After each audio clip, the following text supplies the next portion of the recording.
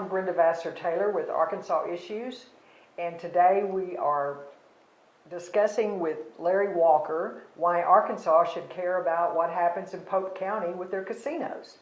Now, Larry, we have talked about a little bit of the history of how Polk County got into this situation. Now, tell us, when we're thinking about bringing gambling to Polk County, Russellville area, who would have thought of that? Well, it wasn't the people of Polk County. Okay, how do you know that? Well, the money that came in for Amendment 100 was virtually entirely out-of-state money. Now, Amendment 100 is the ballot amendment that the people of the state of Arkansas voted on November 2018 and passed. And what was the overall vote for the state? In Arkansas, it was 54 to 46. Okay, so 4% passed. Right. Okay. And now, with that said, you've got 4 counties, 2 new counties where we're going to have casinos, gambling in Arkansas. And we are now looking at Polk County not cooperating. You guys, from what I've learned, you've been fighting this every inch of the way for the last almost 2 years now. That's right. And I want to know how Polk County got in this position if it didn't come from you guys to start with. I mean, I thought local government, closest to the people, is how we got things like this. Right, and honestly, it wasn't even, when you say local, Polk County didn't drive it, and in particular, it doesn't seem that the state of Arkansas was driving it. You had entities that were coming in from out of state, particularly in this case, you had the Cherokee Nation and you had the Quapaw Nation that were bringing in an amendment that was issue 4 at that time, driving Arkansas forward. And they put millions of dollars into making sure that got put on the ballot in November of 2018. So those were not only not Arkansas entities, but out-of-state entities pushing that. Millions of dollars, is that what you said? Millions of dollars. Now, how did Polk County get so lucky? Well, that's a great question. We can't get a straight answer from really anybody on that. The initial drafts of the amendment that went out were based upon the tier system in Arkansas, the Tier 1, Tier 2, Tier 3, Tier 4 system based upon the economic activity of the counties. And the initial language said that only Tier 3 and Tier 4 counties would be considered. 3 and 4 having the least economic activity. Yes, that's correct. And that way, in order to help drive their economies in those local economies, and with the thought being that Tiers 1 and 2 didn't need as much boost. Somehow, and I don't remember where Polk County fell on that and how it worked, but essentially, from what I understood, I believe Polk County was a Tier 1 county, and in 2018 it was bumped down to a Tier 2 county, and just by chance, I guess, the language went from allowing just Tier 3 and Tier 4 to possibly allowing a Tier 2 county as well.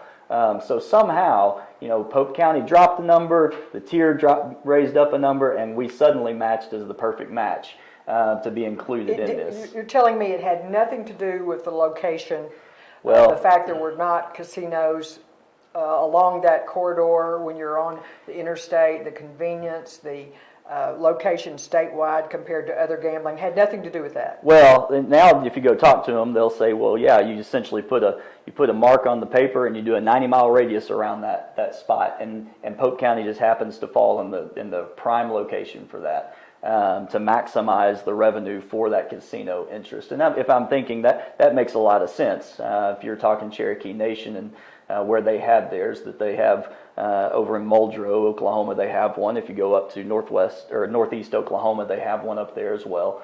And you know what? We're outside the 90-mile radius, and to get down to Hot Springs, you've got to go through the mountains.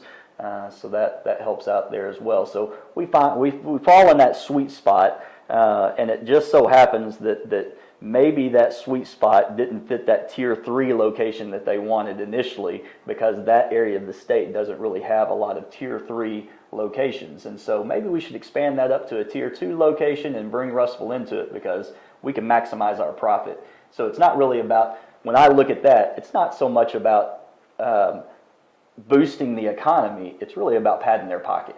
Now, who would the issue or the argument, this is a Tier 3 or 4 county, and it would help their economy. Who are they addressing that? Who are they trying to entice? Who would special interests be talking to when they're making that argument?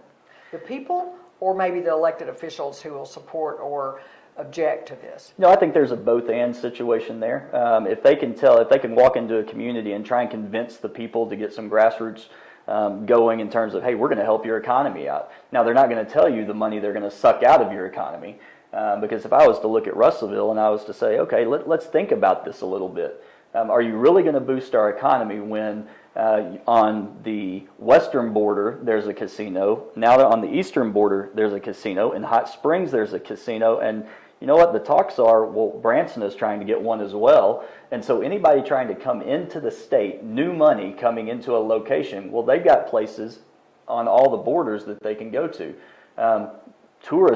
In terms of tourism, Hot Springs is known as a tourist destination. Branson is known as a tourist destination. They're going to retain their people. That's not new money coming to Pope County. So where are they going to get the money? Well, they're going to get it from the people in Pope County, Yell County, Conway County. And what we've seen and what we know is the poverty rates, the foreclosure rates, the divorce rates, the moral implications and the economic implications to a county after about the first 7 to 10 years are devastating to the community. They're not there to help the community. What you just said, is that maybe the reason it's illegal or against the law unless it's state sanctioned to have a casino or gambling in a state in Right. certain locations, because of the negative effects on the community? Right. Well, now special interests bring this to Arkansas, much like the marijuana ballot initiatives that we've seen. What else have you learned about special interest influences in Arkansas that you can share with us?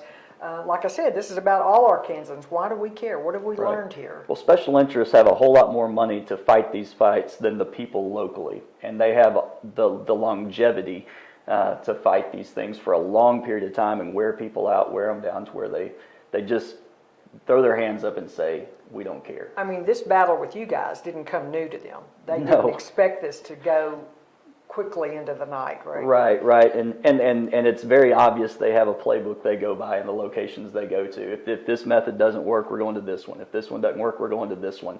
And for us, it's been a learning curve all along the way to fight against that. And Lord willing, we'll keep doing that. Where have your elected officials, even those across the state, what do you hear from them?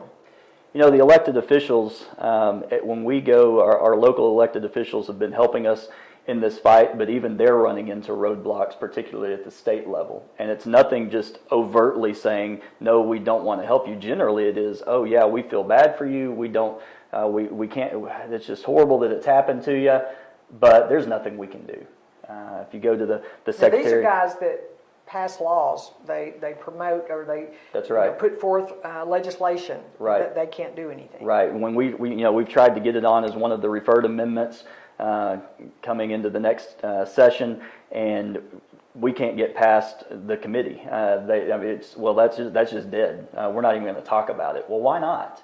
Well, it just seems that what actually is getting pushed, or again, those special interests pushing the legislatures in those areas to say, well, let's make sure we get these things referred out from you. So now those special interest groups aren't having to spend the money on the 90,000 signatures. They're not having to spend the money to go out and campaign to do all of this. They can just go talk to these folks. They're the ones that are supposed to represent the people, and have them do their work for them in these referred amendments. So now the common person has to go out and raise the money and do the work for the 90,000 instead of being able to use our legislators that are voted for by the people. And when you talk about getting help among the public, it's concentrated benefits, which would benefit the casinos, among dispersed costs. So how much this costs the individuals across the state to have gambling in Polk County is not so obvious and not so detrimental per voter. So it's very hard to garner the support that you need. I Right. understand that. In Conduit for Commerce, we will have a follow the money report that addresses special interests, the money that they put into elections. I'm not saying anything negative about any specific elected officials, other than special interests take care of their interest. Mm-hmm. And the public needs to understand that their interest and their freedom is not free, and they need to speak up. So if we want to help Pope County, if we want to help the state of Arkansas, Larry's going to tell us how we can do that in our next segment. So be sure and join us in part 3 of why Arkansas cares about casinos in Pope County. Thank you, Larry. Thank you, Brenda.